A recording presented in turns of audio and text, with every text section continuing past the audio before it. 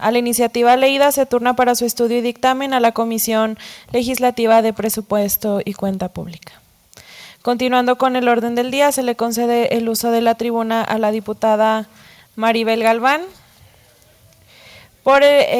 para que lea su iniciativa por la que propone se exhorte al titular del Poder Ejecutivo del Estado, licenciado David Monreal Ávila, para que instruya a la Secretaría de Educación del Estado, integre la modalidad de educación indígena y migrante dentro del reglamento interior de la Secretaría de Educación del Estado de Zacatecas, previa consulta a sus comunidades a través de un foro de parlamento abierto. Gracias, diputada presidenta. Le ruego me permita hacer una breve reseña del punto de acuerdo, en tanto que el mismo se encuentra íntegramente contenido en la Gaceta del mismo día que lleva por fecha. Claro que sí, diputada. Gracias, diputada. Buenos días a todas y a todos. Debo decir que la pluriculturalidad es un tema, es un punto que se ha venido manejando recientemente después de que estamos enfrentados a un tema de globalización de las ideas, de los recursos y de las personas.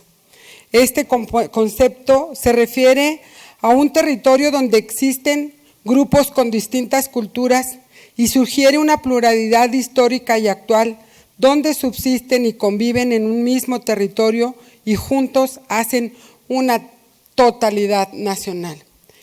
Señoras y señores diputados, nuestra entidad se sitúa pues dentro del concepto de la pluriculturalidad.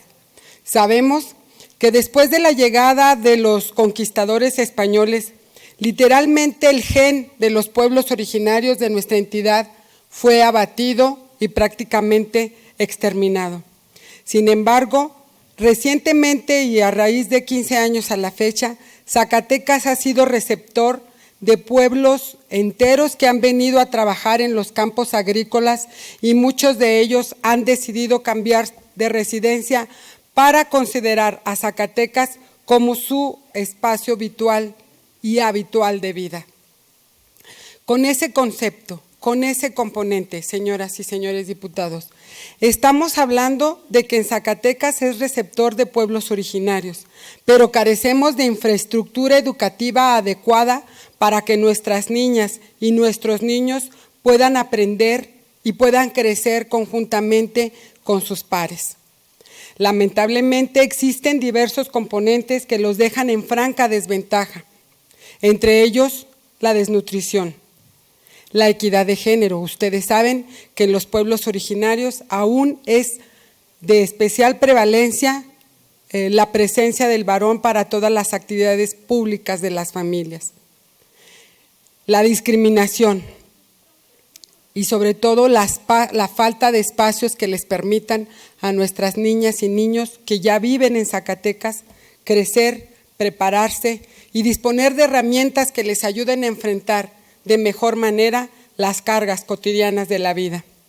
Para ello, del estudio que les presento ahora, les puedo decir que el 82% de la población que viene a Zacatecas, básicamente de pueblos originarios del sur del país y del norte de la República, el 82% de la población está constituida por familias nucleares y extensas, intentar organizar la subsistencia con la incorporación al trabajo del mayor número de integrantes en la familia posible. Es decir, que vienen a Zacatecas mamá, papá, hijos, hijas, yernos, nueras. Entre más número de integrantes de una misma familia tengan trabajo, les genera a ellos o les significa un mayor ingreso. El 36% viene entre los 19 y los 40 años de edad. El 62% de los menores de edad tiene entre 6 y 14 años. Y lamentablemente, señoras y señores diputados, hemos visto como al menos en Fresnillo, de cada año o de cada ciclo agrícola quedan en Fresnillo hasta 10 bebés sepultados porque las condiciones no les permiten sobrevivir. Las cifras del INEGI en el año 2020 nos dice que Zacatecas residen de forma permanente 5,005 indígenas mayores de 3 años. De estos, 2,740 son hombres y 2,265 son mujeres.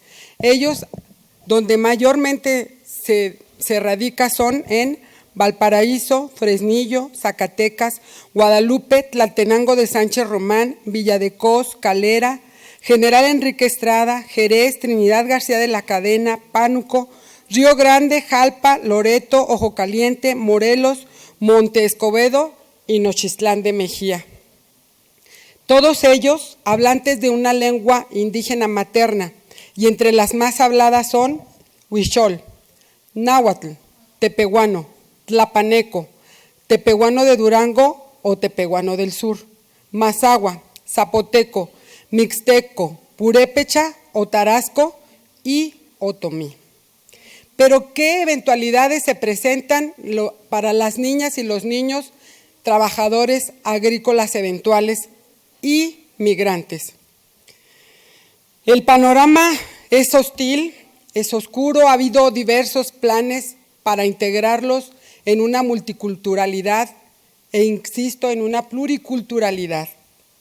Desde 1980, donde se implementa el programa de educación básica para niños y niñas de familias con áreas agrícolas migrantes llamado PRONIM. Después, en el 2014, el Programa para la Inclusión y la Equidad Educativa, PEE. Después, el Programa Atención Educativa de la Población Escolar Migrante, PAEM, derivado del acuerdo número 27, /12, /19. A raíz de estos programas federales, el Sistema Nacional de Control Escolar de Población Migrante permite poder incluir a niños y niñas que no cuentan ya con registro de identidad. Nosotras y nosotros sabemos que lamentablemente los niños, las niñas migrantes no tienen en muchísimas ocasiones el registro e inscripción de su nacimiento. Y a pesar de que están ahí, de que viven, trabajan, juegan, comen, no existen a la vida jurídica. Con estos antecedentes existen ya en Zacatecas 22 escuelas migrantes, en Guadalupe, Villa de Cos, Calera, Trinidad García de la Cadena, Fresnillo y Zacatecas, 9 de ellas de preescolar, 11 de primaria y 2 de secundaria. De estas escuelas, 14 operan en ciclo escolar regular y 4 en ciclo escolar agrícola y 4 aún no cuentan con clave de centro de trabajo y operan de manera irregular. Con todos estos antecedentes se realizó un diagnóstico general, donde la cobertura para nuestras niñas y niños migrantes agrícolas de pueblos originarios es desastrosa, es muy desafortunada. No tenemos una formación docente que permita enfrentar este escenario. Lamentablemente, los lastres de la desigualdad de género, donde nuestras mujeres indígenas cargan con un doble o triple grado de vulnerabilidad. La violencia escolar, infantil, la violencia familiar y la discriminación es una patente brutal en todos estos escenarios, que tenemos que empezar a deconstruir una nueva percepción de ellos, sí, pero dentro de los márgenes de su propia identidad. Les puedo decir que incluso los niños ruráricas que trabajan en Zacatecas y la falta de interés de sus padres los convierte reiteradamente en niñas y niños analfabetas. El grado de desnutrición de nuestras niñas y niños de este sector de la sociedad es abrumador. La infraestructura educativa, insisto, únicamente se compone de 22 escuelas para niños migrantes, 14 aulas móviles, un camión adaptado, 3 aulas fijas y 2 espacios prestados. No existe vinculación interinstitucional para atender esta problemática. Y lamentablemente todo esto conlleva a un grado tremendo de discriminación para acceder a las niñas y los niños a la educación más elemental. Con todo esto, el documento que ahora someto a su consideración, dispone dentro de su contenido de un reglamento para que la Secretaría de Educación pueda integrar la modalidad de la educación indígena y migrante al reglamento interior de la Secretaría de Educación del Estado de Zacatecas.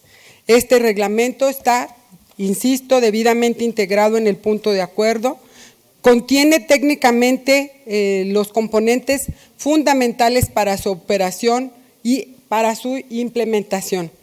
De ahí la necesidad que tenemos quienes me han acompañado en la instrumentación de este documento, en su redacción, pero sobre todo en el lado humano que todas y todos tenemos que tener para que nuestras niñas y nuestros niños indígenas migrantes que han decidido por su propia condición o por la condición de sus papás quedarse a vivir en nuestra entidad, dispongan de lo más elemental para poderse defender, que mínimamente sepan leer y escribir, que mínimamente puedan sumar y restar, que mínimamente puedan hablar y levantar la cara, porque lamentablemente en su propia condición en ocasiones ni siquiera eso pueden hacer. Las niñas y los niños que vienen de la Sierra Tarahumara se quedan en Zacatecas porque en la idiosincrasia, en su percepción original, los niños después de los 12 años ya no son niños, para ellos ya son adultos, pero para nosotros siguen siendo niños y siguen siendo objeto de derecho y sujetos de protección. Por la relevancia social, por la importancia que esto reviste, solicito a la presidenta de la Junta de Coordinación Política pueda poner a consideración de este Pleno que el anterior punto de acuerdo sea considerado como de urgente y obvia resolución. Es cuanto, diputada presidenta.